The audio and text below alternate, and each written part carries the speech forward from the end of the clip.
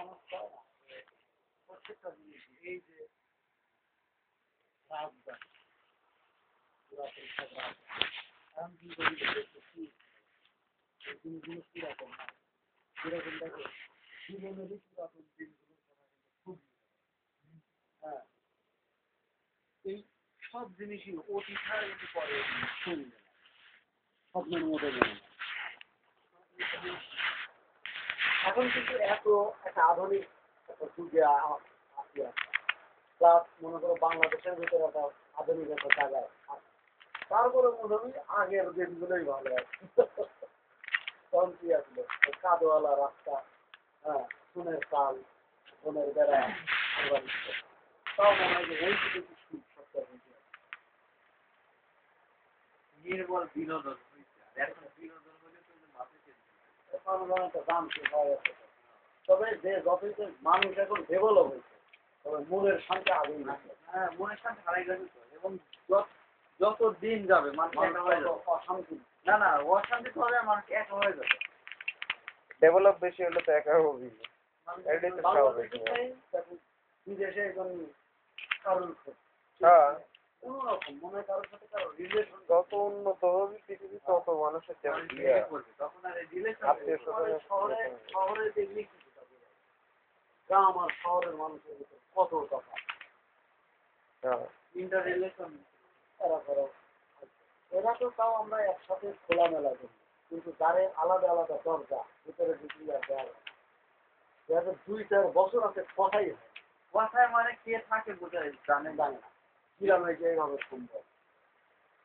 এই যে আমরা ব্যাচেলার যদি থাকছি তখন তো মানে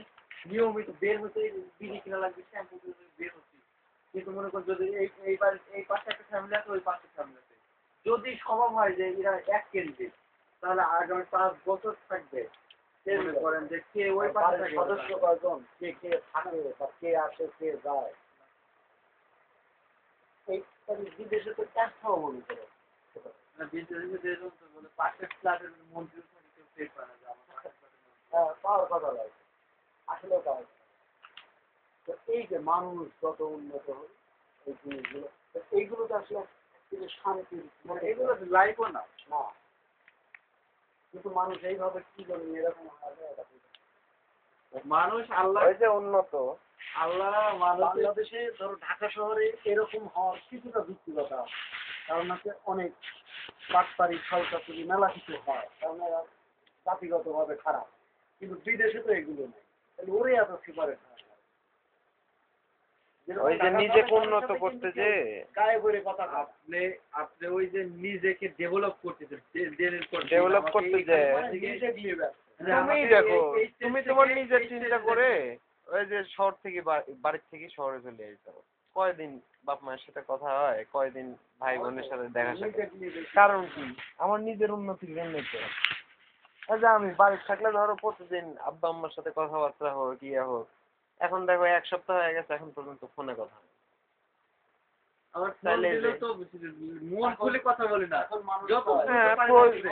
প্রয়োজন যেটুকু কথা বলা সেটুকু বলা হয়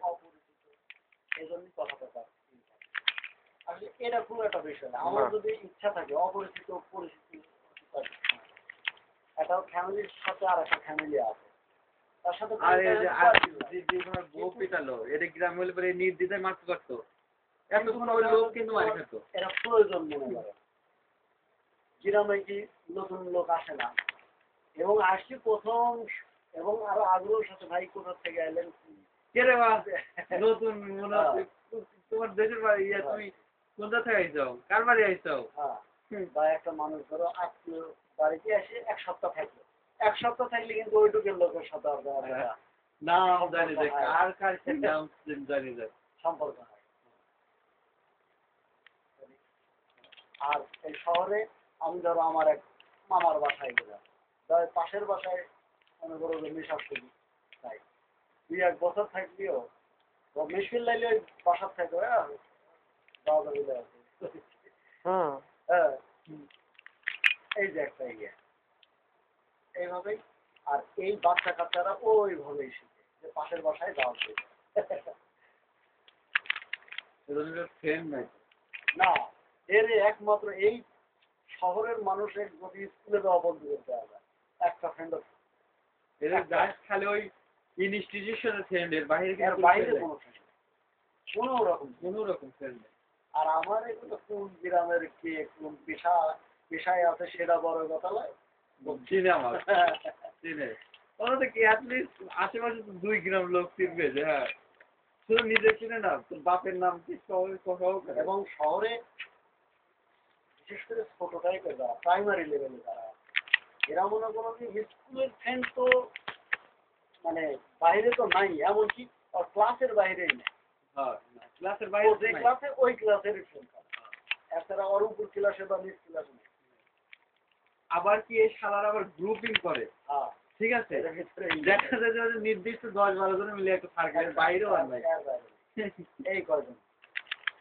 আর আমরা বাকি গ্রামে যারাই করে মনে করো যে সিক্সে যারা মানে হাই স্কুল লেভেলে 6 থেকে 10 পর্যন্ত এগুলো সব নেই। চিনে। এই যে একটা মানে এই জিনিসগুলো অবশ্য ইসলামেও কিন্তু এই জিনিস থাকে প্রতিবেশী দেখা লাগে প্রতিবেশী মানে তার সাথে দিন ফেরা হয়। ইসলামের তাই আমি তো যে আশপাশে 40 বাড়ি পর্যন্ত ধরো প্রতিবেশী দেখা লাগলে অবশ্যই তার প্রতিবেশী দেখা লাগে। অধিকার আদায় করা লাগবে। হ্যাঁ, এটা তো আমার বাড়িতে রান্না হলো আর 40 বাড়ির খোঁজ লিয়া লাগবে যে এটা হলো তাদের বাড়ির মানুষের রান্না হক, হয়েছে এটা এই সম্পর্কে জিজ্ঞেস করা হবে হ্যাঁ আল্লাহর হক পিতামাতার হক আর মানুষের হক তিনটা হক। মানুষের এটা তো শহরের মানুষের জবাব দিতে হবে। না, আপনি আপনি শুধু শহর না ভাই এখন গ্রামেও কিন্তু এই প্রচলনগুলো দরকার। হ্যাঁ, গ্রামে ধীরে ধীরে তো ওইদিকে ডেভেলপ হচ্ছে না, গ্রামও তো গ্রাম তো ডেভেলপ আসলে শহর পর্যায়ে চলে যাচ্ছে। মানে আপনি বড় আপনি এখন গ্রামে পৃথিবী হয়তো এমন এক পর্যায়ে যাবে যে বাংলাদেশের গ্রামগুলো ঢাকার মতো আছে। মানে ঢাকা এখন যে সিচুয়েশন এরকম উন্নত তো হবে। ওই জন্য আমার মনে হয় পৃথিবী চলবে তেল গ্যাস এগুলো তো শাখা বিকল্প পর্যায়ে সব পৃথিবীতে ধ্বংস না হওয়া পর্যন্ত আপনার সম্পদ মানে এমন একটা সময় আসবে আপনার মানুষকে নিয়ে ওই যে আমি ছেলে নতুন নিয়ে ওই যে রাজ্জাক ইনস্টিটিউটের ওয়াজ শুনলাম বুঝছেন যে মানুষের যে মানুষ যে চিন্তা করে মানে ও এইভাবে কথা বলতেছে যে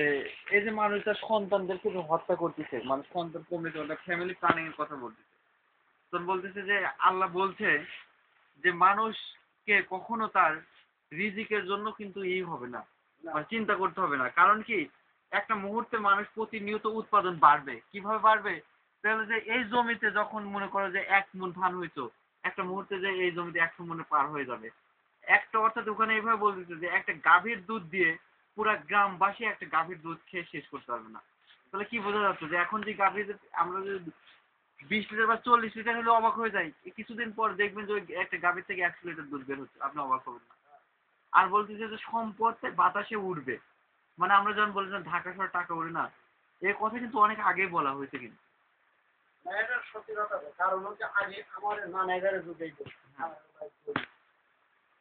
3 লিটার দুধ হলে গেল মানে অন্যরকম ছিল 3 লিটার 1 লিটার 1.5 লিটার এরকমের বেশি এখন কিন্তু 20 লিটার 30 লিটার পর্যন্ত ইজি হবে ইজি এবং আগে পুরো গ্রাম খুঁজতে মনে 30 লিটার দুধ খুঁজে বাই করা হতো।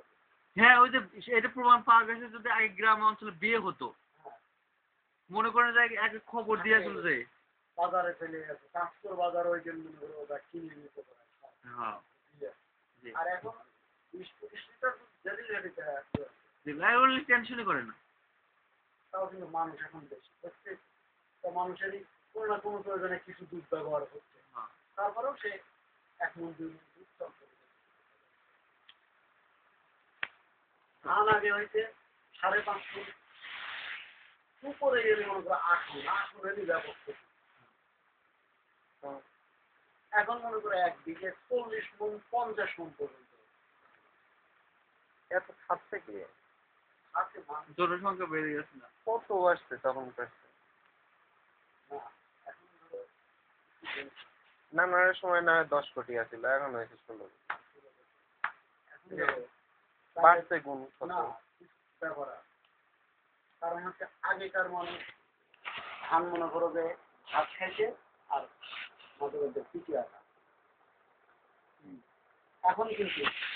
এই চালেরই বিভিন্ন রকমের ইয়ে বাড়ায়। চালে ধরো কত রকম ভাবে কি করছে, তুলা বা বিভিন্ন আইটেমের কিন্তু জিনিস আছে, নিরামিষ এইভাবে কিন্তু মানুষ খাচ্ছে অনেক বেশি। হ্যাঁ, আর একটা ইয়ে হচ্ছে আগে যেরকম আবাদ